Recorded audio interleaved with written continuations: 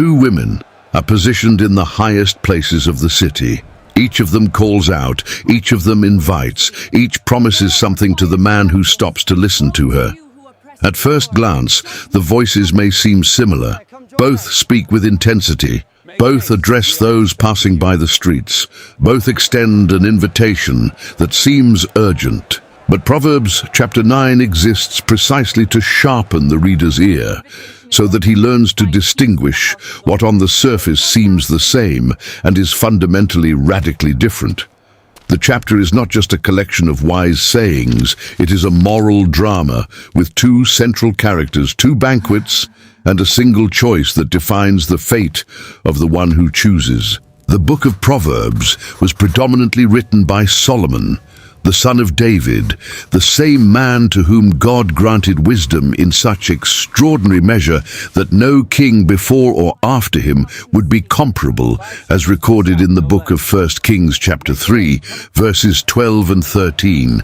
But Proverbs is not a philosophical treatise distant from real life. It is a book addressed to a concrete person, the young man who is still forming his character, learning to read the world, learning to recognize what is valuable and what destroys. Chapter 9 functions as the climax of the first 9 chapters of the book, which together form a long introductory instruction before the individual proverbs begin in chapter 10. Everything that has been taught before culminates here, in this confrontation between two figures that represent much more than two women in an ancient city. The structure of the chapter is deliberate. Wisdom occupies verses 1 to 12. Foolishness occupies verses 13 to 18. Between the two sections, there is a block of warnings in verses 7 to 12 that serves as the turning point of the chapter. The moment when the text stops describing the characters and begins to speak directly to the reader. This architecture is not accidental. It communicates that the fate of man does not depend only on who speaks, but on how he responds to what he hears. Knowing the two voices is not enough. It is necessary to know what to do in front of them. The first act of wisdom in Proverbs chapter 9 verse 1 is to build a house. Not just any house, a house with 7 columns.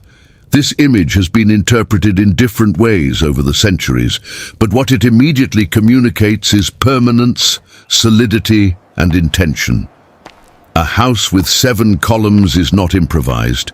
It has been planned, each column raised with purpose, each stone placed in the right position. Wisdom does not invite anyone to a precarious space. It inhabits a structure that has been built to last, and it is from this house that it extends its invitation to the world. The number 7, throughout all of Scripture, carries the sense of completeness and divine perfection. From the 7th day of creation, in the book of Genesis chapter 2, verse 2, to the 7 churches of Revelation, the house of wisdom is not just large, it is complete. But there is something that needs to be understood about this construction. The text says that wisdom herself built her house, not that she hired someone to do it, not that she waited for others to create the conditions. She acted, she prepared the space before inviting any guest. This reveals a principle that runs throughout the biblical narrative. Wisdom is not passive. It does not wait to be sought in silence. It takes initiative, it prepares, it calls. The Apostle Paul captures this same idea when speaking of Christ as the wisdom of God in the first epistle to the Corinthians, chapter 1, verse 30, where he describes him as the one who was made to us wisdom, righteousness, sanctification, and redemption. The house was built before the guest knew he needed it. There is still another element that deserves attention. Wisdom prepared her table within the house she built, as per verse 2 of the same chapter. The table was already set, the wine was already mixed, the meat had already been prepared. Nothing was left to chance or to the improvisation of the moment. This image anticipates the generous invitation that comes in the following verses, but it also says something about the character of the one who invites. Wisdom does not improvise with those she calls. She has already thought of everything before you arrived. She has already considered what you need before you knew how to name your hunger.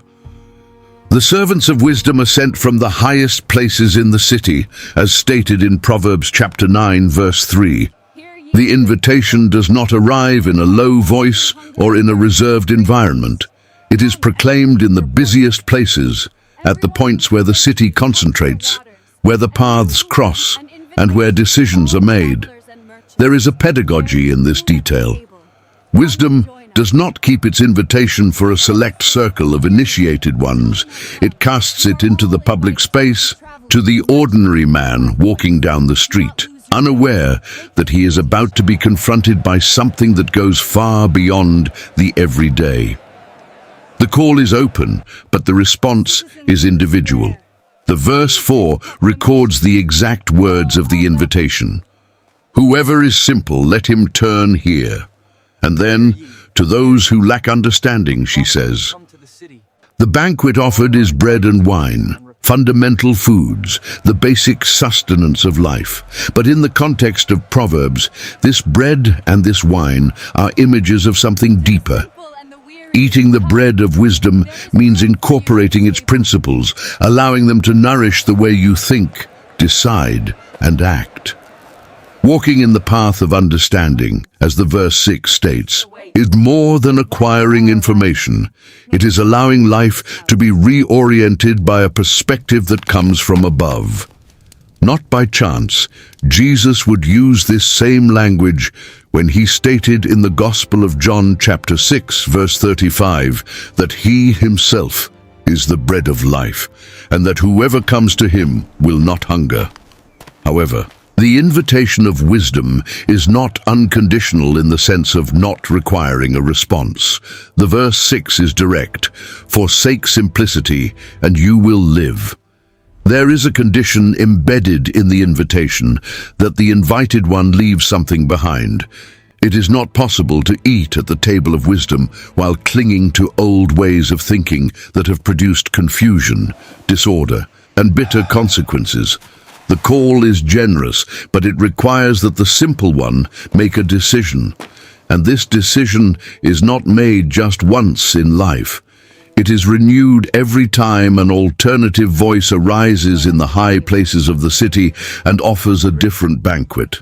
The word translated as simple in Proverbs chapter 9, verse 4, does not carry in Hebrew the sense of stupidity or intellectual incapacity. The original term, peti, describes someone who is still open, who has not yet fixed their direction, who can be influenced for both good and evil. It is a word that speaks of moral pliability. The simple one is one whose life has not yet found a firm axis, one who moves according to the strongest wind of the moment. He is not necessarily a man without intelligence. He can be an intelligent man who has not yet decided in service of what he will use that intelligence. Proverbs makes a point of presenting this character not as a lost cause, but as someone who still has time to choose. This distinction matters because the invitation of wisdom is not directed to those who have already arrived, but to those who are still in the middle of the way. The simple one of Proverbs chapter 9 is the same young man who appears in the first 7 chapters of the book, the one whom the father repeatedly instructs about the dangers of the seductive woman, about the trap of wrong companions, about the value of keeping the commandments in the heart. He is someone who is still being formed, and precisely because of that he is vulnerable, both to the call of wisdom and to the call of folly. Both voices know this. Both address him. What will determine the outcome is not the intensity of the invitation, but the disposition of the heart of the one who hears. There is still a category mentioned in the same verse, those who lack understanding. In the original Hebrew, the expression is more literal, the one who lacks heart. In Hebrew thought, the heart was not just the center of emotions, but the center of will, judgment, and moral decision. To say that someone lacks heart is to say that he has not yet developed the ability to evaluate correctly what is before him. He acts on impulse, on external pressure, on immediate desire, without the filter of a wisdom that considers the consequences. And it is exactly this man that wisdom calls. Not because he is worthy by his own merit, but because the invitation is, in its essence, an act of grace directed to those who most need what she has to offer. The foolishness of Proverbs chapter 9, verse 13, is described with an economy of words that says much. She is loud, naive, and knows nothing. Three characteristics that form a complete portrait of a voice that makes a lot of noise without having the substance to sustain what it proclaims. The noise is not a secondary detail. It is her main strategy. Where wisdom builds, prepares, and serves, the foolishness simply shouts. She has no house with 7 columns. She has prepared no banquet. She occupies the same public space in the same high places of the city and uses the same language of invitation. But behind the door she opens, there is nothing that sustains the promise she made. The verse 16 reveals that foolishness uses words almost identical to those of wisdom. Whoever is simple, let him turn here. Indeed, the similarity is no coincidence. It is at the core of the danger that the chapter wishes to expose. The man who has not learned to distinguish the voices will orient himself by the volume, by familiarity, by the appearance of urgency, and will find out too late that the identical words led to completely different destinations. Verse 17 adds the central argument of foolishness. Stolen waters are sweet, and bread eaten in secret is pleasant. She doesn't promise something visibly destructive. She promises pleasure, and specifically, the pleasure of that which is forbidden, hidden, stolen. It is the seduction of the fruit that should not be touched, echoing from the Garden of Eden in the book of Genesis chapter 3. Verse 18 closes the picture with a dry brutality. But he does not know that there are dead there, that her guests are in the depths of the abyss. The simple one who sat at the table of foolishness did not perceive what was around him. The other guests were already dead, and he was about to join them. This image is not dramatic hyperbole. It is the precise description of what happens when a man repeatedly chooses the path that seems pleasant without asking where it leads. Momentary pleasure anesthetizes the perception of danger, and when perception finally returns, the cost has already been paid. Proverbs chapter 14 verse 12 synthesizes this principle with a phrase that resonates throughout the entire book. There is a way that seems right to a man, but its end is the ways of death.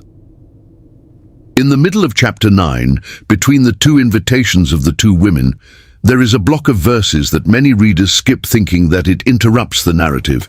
In fact, it is the heart of the chapter. Verses 7 to 12 speak about how the wise and the scoffer respond radically differently to correction.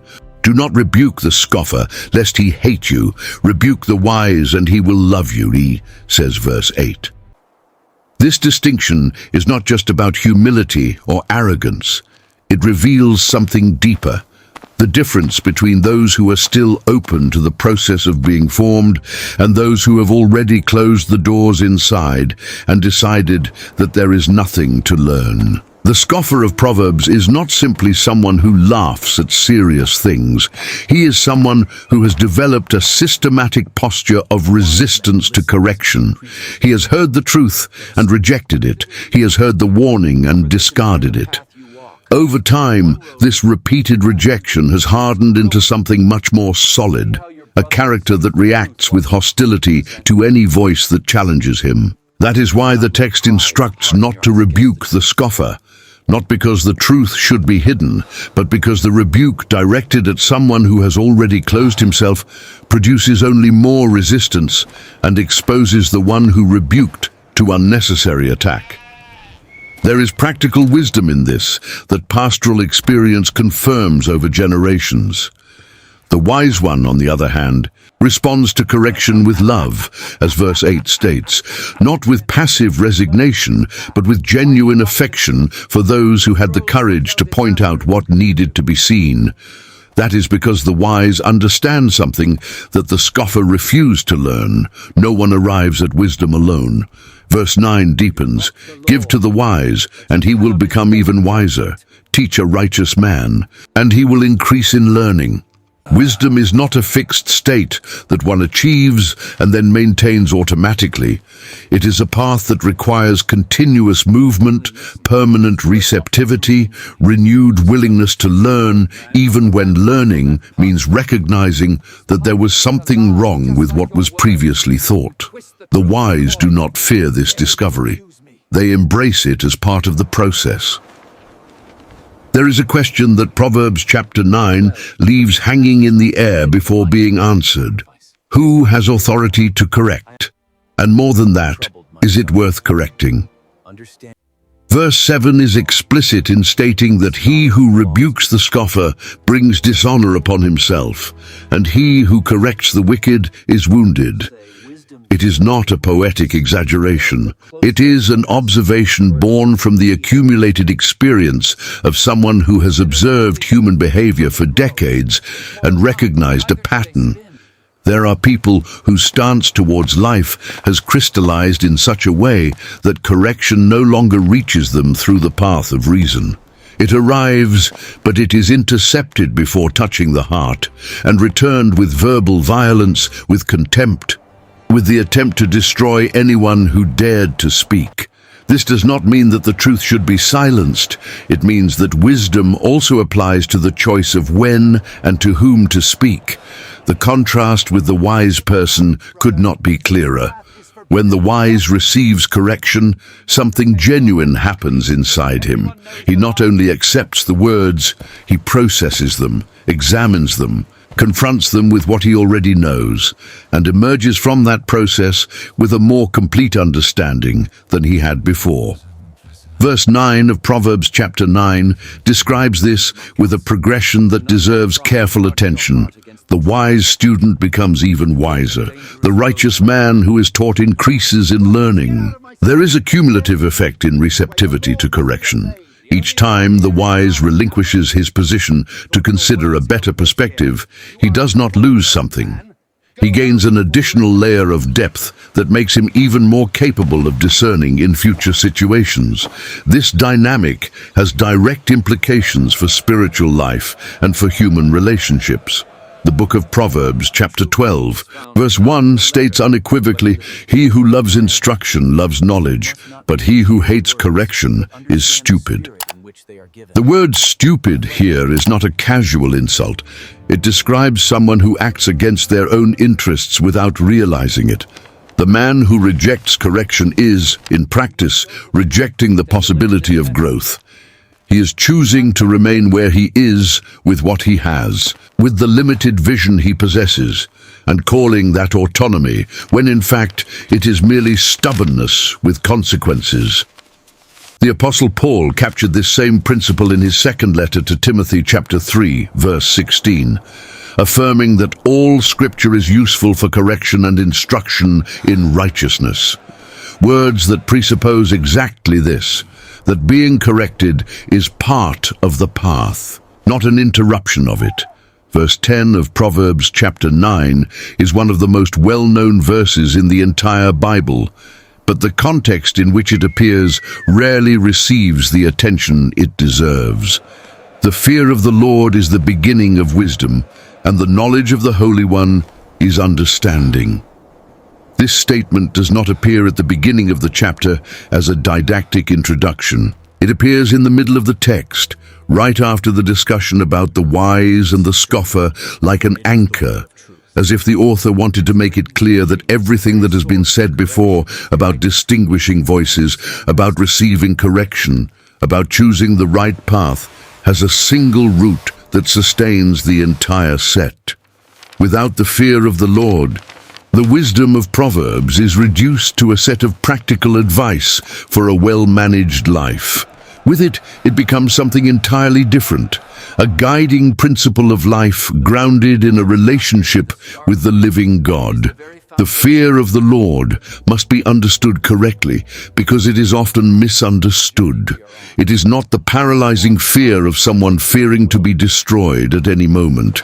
The Hebrew Yirat Adonai describes a deep reverence that acknowledges the greatness, holiness, and absolute authority of God, and that, because of this recognition, guides all life decisions. It is the fear that made Joseph refuse the advances of Potiphar's wife in the book of Genesis, chapter 39, verse 9, when he asked, "How could I do this great evil and sin against God?" It was not the fear of being caught. It was the living awareness that there was someone before whom all actions make sense or reveal their meaninglessness. This is the kind of fear that Proverbs presents as the starting point of all genuine wisdom. The second part of verse 10 adds a dimension that deepens even further what has been said. The knowledge of the Holy One is understanding. Our standing, the ability to comprehend reality clearly and act on it wisely, does not come from the accumulation of information, nor from the experiences accumulated over the years, nor from intellectual refinement. It comes from the knowledge of the Holy One. In Hebrew biblical thought, to know is not just to have data about someone. It is to be in relationship with that someone. It is an intimacy that transforms the one who knows. Knowing the Holy One means allowing the nature of God, His justice, His mercy, His faithfulness, His holiness, to function as the filter through which all reality is interpreted. And when this happens, the man not only makes better decisions, he begins to see the world from a perspective that no human philosophy can offer. Proverbs chapter 9 was written more than 3,000 years ago, in a geographically distant and socially different culture from everything we know today.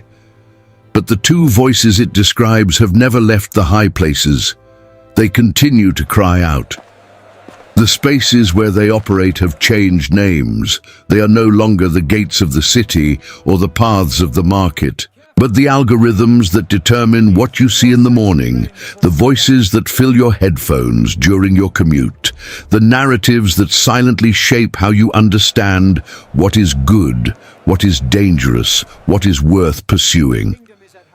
The simple from Proverbs chapter 9 continues to be addressed by two simultaneous invitations. The difference is that today the two invitations arrive with a speed and volume that make the distinction even harder. Hearing wisdom today requires the same as it did in Solomon's time: a heart willing to stop. The word turn in wisdom's invitation in Proverbs chapter 9 verse 4 presupposes movement. It presupposes that the simple was walking in one direction and needed to interrupt their step to respond to the call. No man receives wisdom in accelerated movement, without pauses, without the necessary silence to hear what is being said beneath the noise. Psalm 1, verses 1 and 2, describes the blessed man as one who meditates on the law of the Lord day and night, not because he has nothing else to do, but because he understood that this meditation is what gives meaning and direction to everything else he does. Wisdom cries out in the high places, but it is heard in the quiet places of the heart. Verse 11 of Proverbs chapter 9 concludes wisdom's discourse with a promise that is not only quantitative, but qualitative. By me your days will be multiplied, and the years of your life will be added to you. Living longer is not the central promise here. The central promise is living in a way that is worth living for a longer time. Wisdom does not just offer longevity. It offers a life that has direction, that has weight, that accumulates meaning over the years, instead of accumulating only regrets.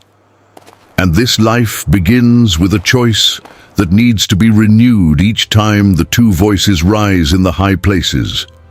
The choice to turn to the house that was built with 7 pillars, to sit at the table that has already been prepared before you arrived, to eat the bread that not only feeds the body, but guides the whole man toward that for which he was created. Proverbs chapter 9 does not end with an answer. It ends with a choice hanging in the air. And this choice belongs to whoever has read this far. 2 voices have cried out throughout this study, one built before inviting, the other just shouted. One prepared a banquet that sustains, the other promised a pleasure that destroys within without warning. And in the high places of your life, at this very moment, these same voices are active.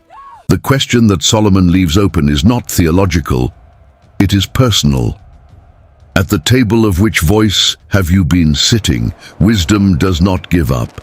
It keeps sending its servants, continues proclaiming at the crossroads, continues with the broken bread and the wine served for those who have not yet arrived. It has not closed the door because you took too long. It has not turned off the light because the way here has been long and winding.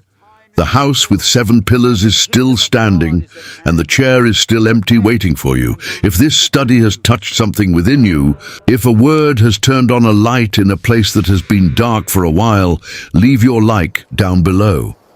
This simple gesture helps this channel bring the voice of wisdom to more people who are at the crossroads, hearing the wrong invitations.